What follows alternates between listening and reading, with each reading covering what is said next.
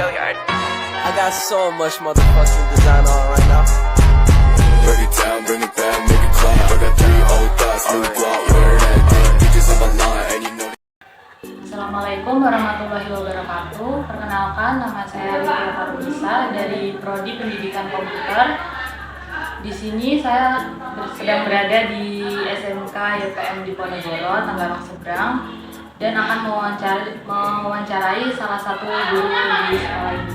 Bisa perkenalkan nama dan jabatan Anda sebagai.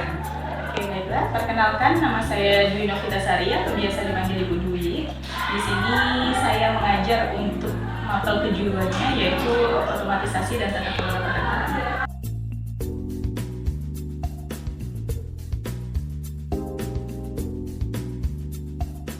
Media online yang digunakan di sekolah ini apa dulu? Langsung ke online nih ya. Kalau media online selama ini yang biasa kami gunakan, terutama saya pribadi gunakan selama pandemi itu biasanya menggunakan Google Form, kemudian Google Classroom, WhatsApp juga biasanya saya gunakan, kemudian YouTube itu juga, kemudian biasanya blog itu juga biasanya, atau dan ada lagi yang terkini CBT gitu.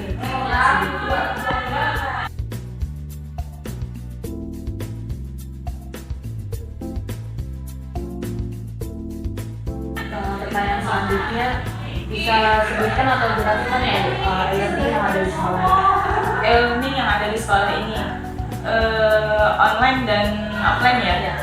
Pertama untuk offline-nya, saya pribadi di sekolah biasanya guru-guru itu memakai yang pertama PowerPoint, ya kan, media PowerPoint, kemudian biasanya PDF juga iya kan, zaman sekarang biasanya selama pandemi itu lebih mudah untuk pengiriman dan penerimaannya.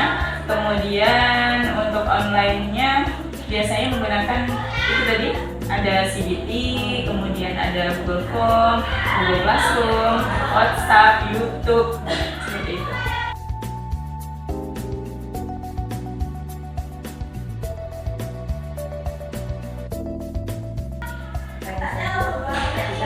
Jelaskan sejarah bagaimana sekolah ini biasa dibangun, kapan atau latar belakang. Oke, jadi kalau e-learning sekolah di sekolah sendiri ya, kalau di sekolah sendiri itu kami mulai kalau dari pengamatan saya ini mulai bangkit atau bukan didirikan ya, sebenarnya masih mulai digunakan itu selama pandemi berlangsung. Jadi mau tidak mau memang sekolah harus mengimbangi gitu kan, gimana sih caranya anak-anak belajar dari rumah tapi tetap terpantau, kemudian mereka tetap tidak bosan hanya menerima kiriman tugas seperti itu. Jadi mereka juga bisa melihat medianya, atau biasa berupa video seperti itu, gambar-gambar kan banyak, atau bisa tatap muka secara daring gitu kan. Jadi oh ya, biasanya salah satunya juga Zoom itu tadi sama pandemi. Jadi kita bisa tahu nih anak-anak ini sedang apa gitu juga kan, maksudnya apakah betul-betul mereka mengikuti pelajaran yang kita berikan seperti itu. Jadi selama pandemi kalau saya amati itu untuk e-learning yang secara online-nya. Kalau secara offline-nya selama ini saya amati guru-guru sudah lama sekali, terutama saya pribadi juga sudah lama sekali menggunakan media PowerPoint seperti itu, atau animasi-animasi gitu, itu sudah lama.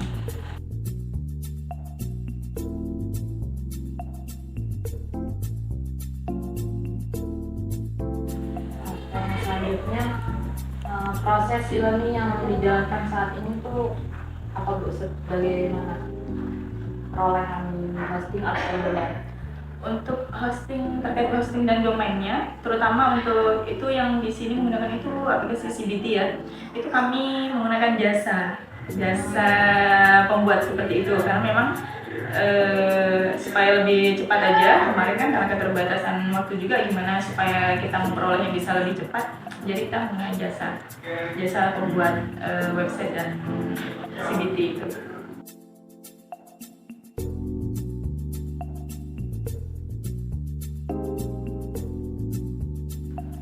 Selanjutnya penjelasan bagaimana cara sekolah dalam mengajar di media e-learning? Misalnya testimoni dari siswanya. Testimoni dari siswa. Kalau selama ini setelah mengevaluasi apa yang terjadi selama pandemi, ya kan, pasti ada poin plus dan minusnya. Poin plusnya mungkin mereka namanya siswa ya pasti senang lah belajar dari rumah ya kan. Tapi untuk minusnya itu mereka banyak yang mengeluh karena balik lagi ke kemampuan masing-masing guru itu berbeda, dan apa ya, maksudnya aplikasi-aplikasi yang digunakan oleh masing-masing guru itu kan berbeda. Jadi mohon maaf ini tidak maksudnya tuh untuk menjelek-jelekan satu sama lain. Jadi maksudnya keluhan dari anak-anak itu kebanyakan ini, mereka hanya menerima tugas seperti itu.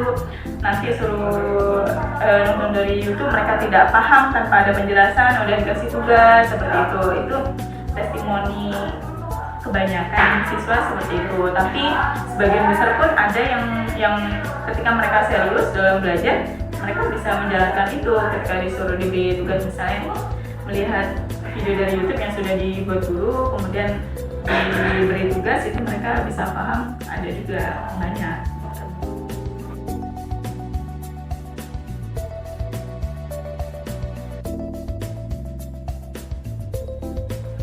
Pertanyaan terakhir nih Bu, Iya.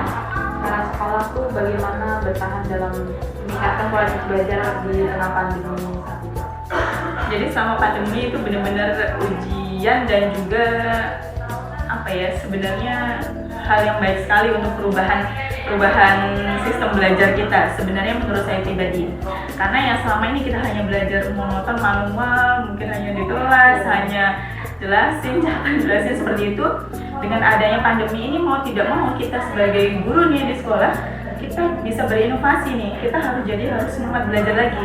Karena kebanyakan baik saya pribadi maupun mungkin rekan-rekan guru yang lain itu ketika sudah mengajar, karena begitu banyak kewajiban dan tugas yang memang sudah diemban, biasanya media yang digunakan itu hanya monoton itu saja. Tapi karena adanya pandemi ini, bagaimana nih supaya anak-anak tetap semangat belajar, ya kan, supaya anak-anak tetap paham dengan pelajaran yang diberikan oleh guru. Jadi mau tidak mau kita nih guru-guru di sini juga belajar, kemudian maksudnya ada pelatihan juga untuk penggunaan aplikasi-aplikasi apa yang tepat digunakan selama pandemi itu berlangsung. Jadi kita di sekolah kita mengejar untuk itu, karena supaya tetap walaupun pandemi kegiatan belajar mengajar tetap berjalan lancar. Jadi sekolah mengejar untuk itu. Itu saja Bu pertanyaan dari saya. Saya ucapkan terima kasih karena sudah saya wawancarai. Assalamualaikum warahmatullahi wabarakatuh. I fucking with these hoes,